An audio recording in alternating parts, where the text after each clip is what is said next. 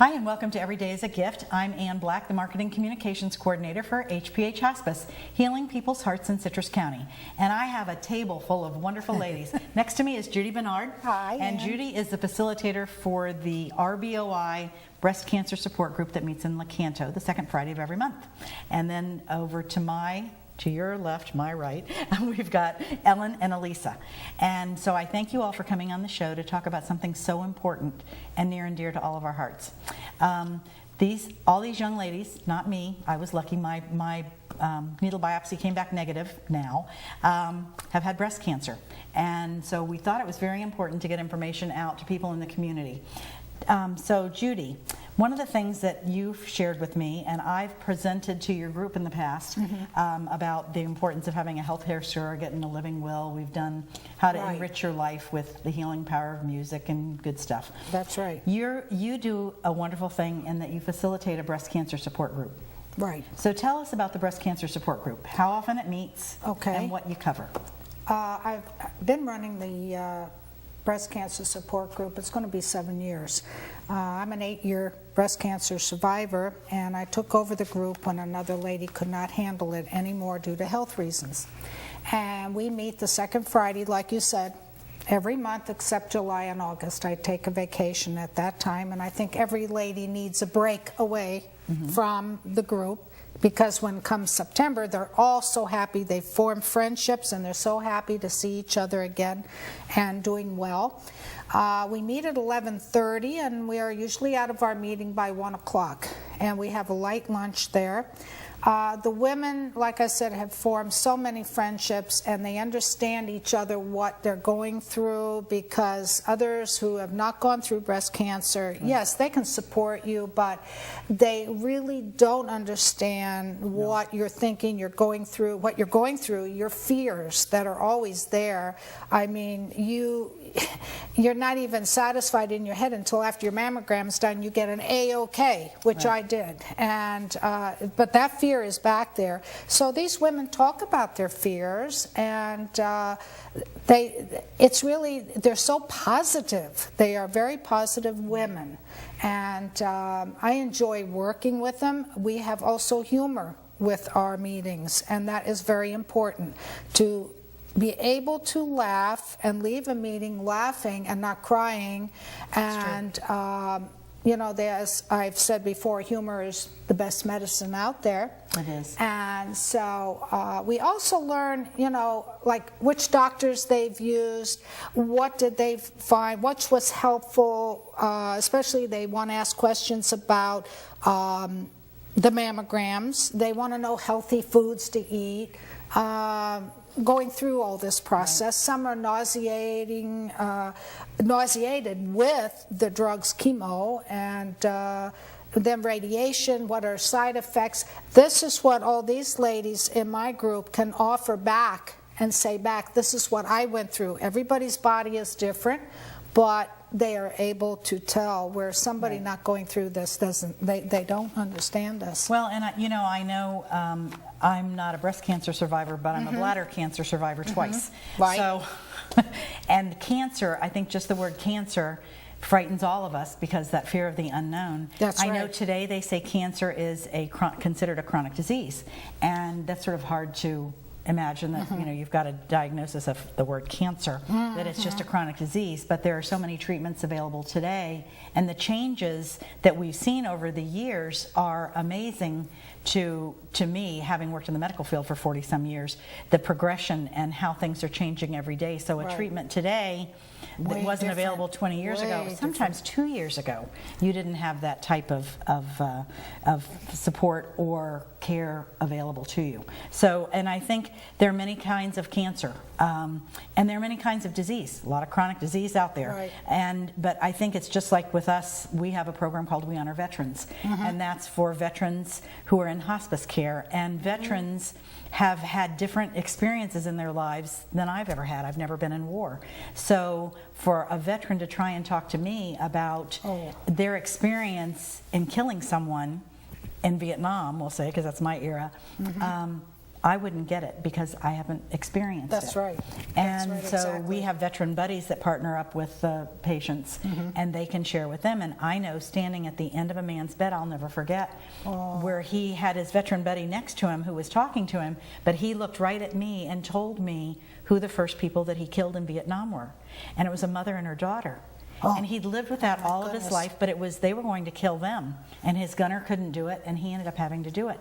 But war is an awful thing, and these guys went and protected us and kept us safe. And so they talk about those kinds of things, and I think that's why support groups are so important, because you can not only share your experiences, network with others so they can share theirs. You have tips for how to get through that, whatever you're dealing with. Very important. Yeah. And it helped, being I had the cancer and working with these ladies, it brought me closer to understanding what I was going through and how I could help these ladies and give back. And listening to Alyssa, even doing the research she does, she brings forth, Ellen does, information for all these ladies. Right. And everybody sits there like, and then, they didn't know. Well, they're not out there researching a lot of information like some of us do. That's true. Well, some of us don't want to know. Now, before we go to a commercial break, I want to ask a quick question. Sure. Ellen, you're a breast cancer survivor for how long? 3 years. 3 years. And Elisa? I was diagnosed on March 4th of this year. This year. And so you're going through treatments? Yes, I'm currently in radiation, and I finished chemo on October 16th. Now, I look at you today, you've got a smile on your face, you look healthy. You had a radiation treatment this morning. Yes, yes, I did. So, we're all frightened of something that sounds so scary. And I remember the first time I went with someone for their radiation treatment, and I was frightened. I had no idea what they were going to face.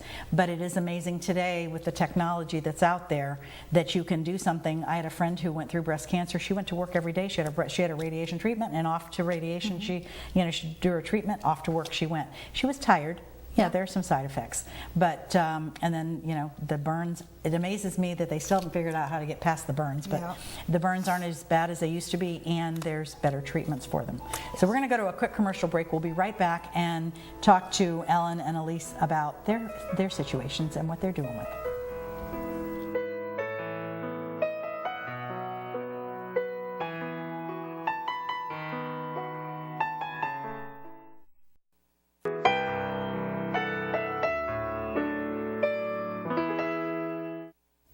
Hi, and welcome back to Every Day is a Gift, brought to you by all these amazing ladies today who are helping other women and men in our community, because men can get breast cancer too.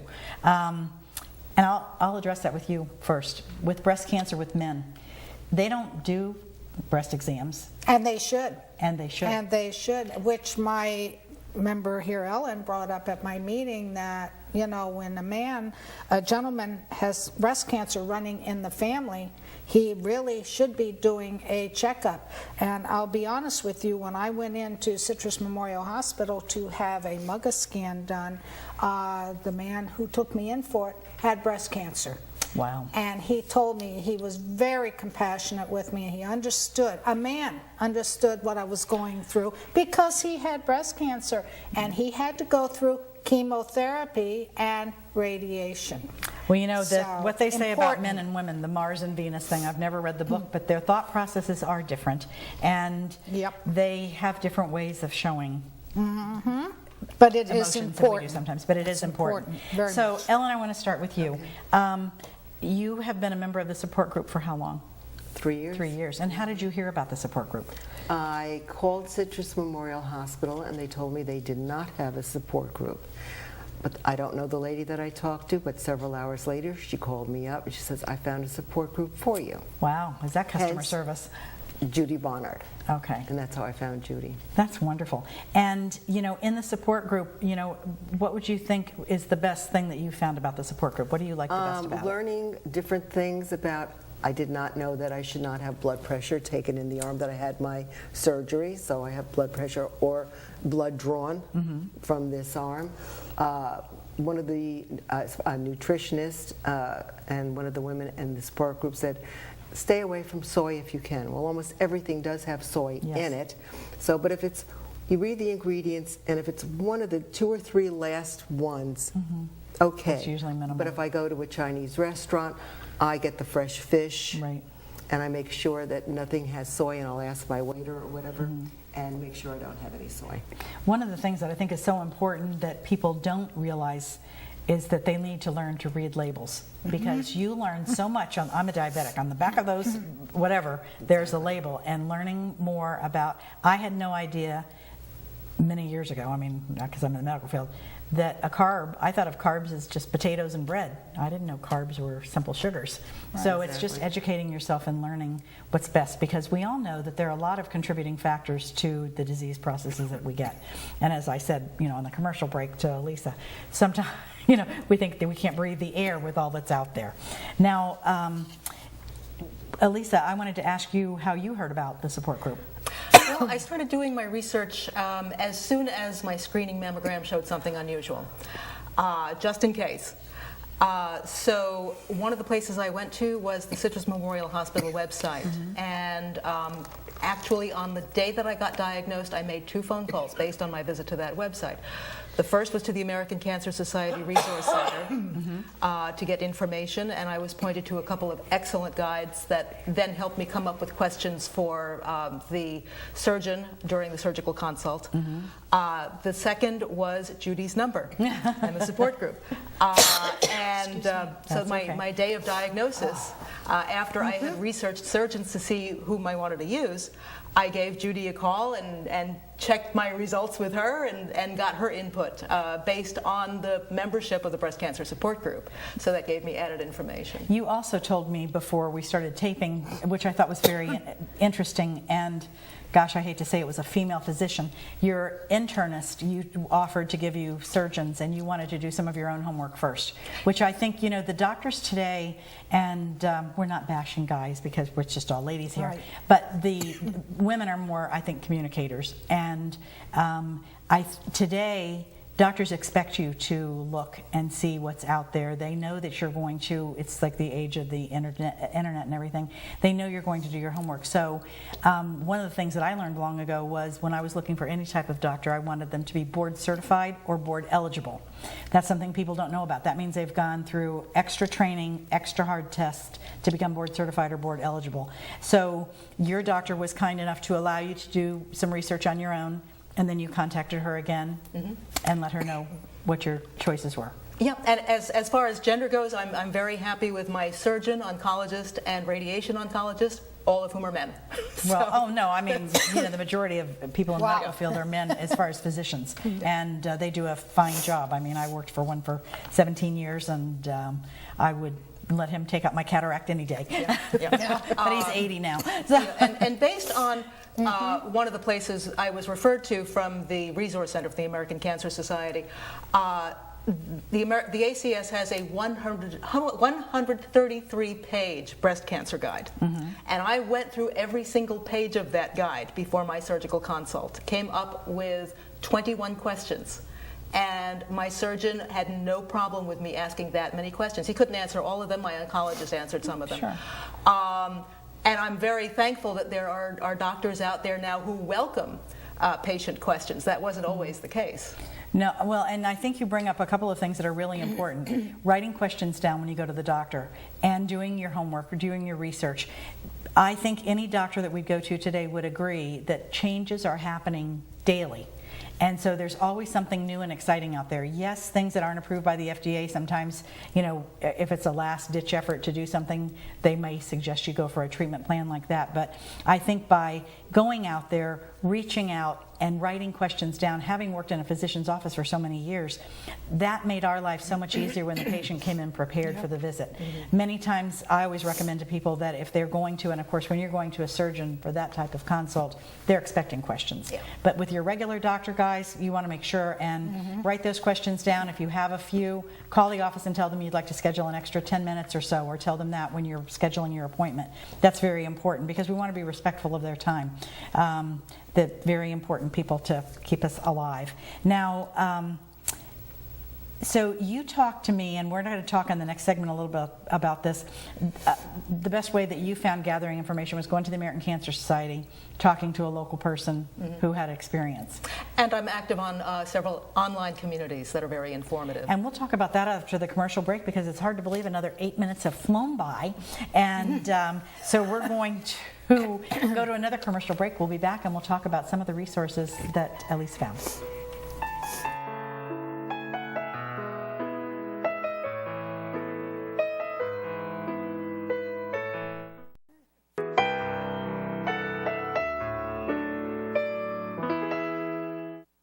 Hey, and welcome back to Every Day is a Gift, brought to you by HPH Hospice, healing people's hearts in Citrus County, and my amazing partners here at the table today, who are 3 breast cancer survivors. And though Elisa is still going through treatment, you're considered a survivor because your medication and your radiation and chemo are going to take care of this.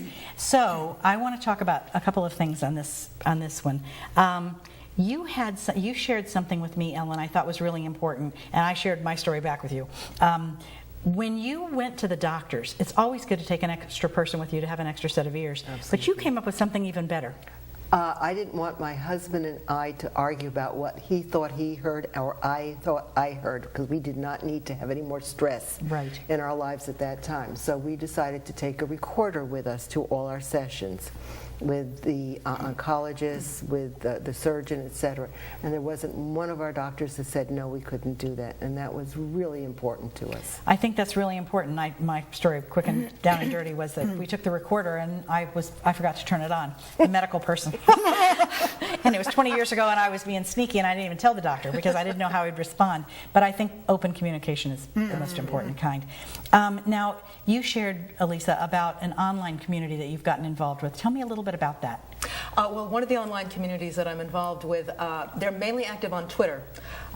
They're called Breast Cancer Social Media, #BCSM. They hold chats every Monday night at 9 Eastern. Last night's chat was on radiation. So that was very pertinent to what I'm going through now. But they are a team of patients, doctors, and other healthcare professionals. One of the moderators of the chat is a breast cancer surgeon. Caregivers, advocates, and other supporters. And a lot of the information that I get that deals with the latest research, peer-reviewed journals, comes from BCSM. And they are focused on scientifically based research, very good information. Now, a lot of times I'll share that information on another site that I'm very active with called What Next, which is sponsored by the American Cancer Society. And that is for cancers of all types.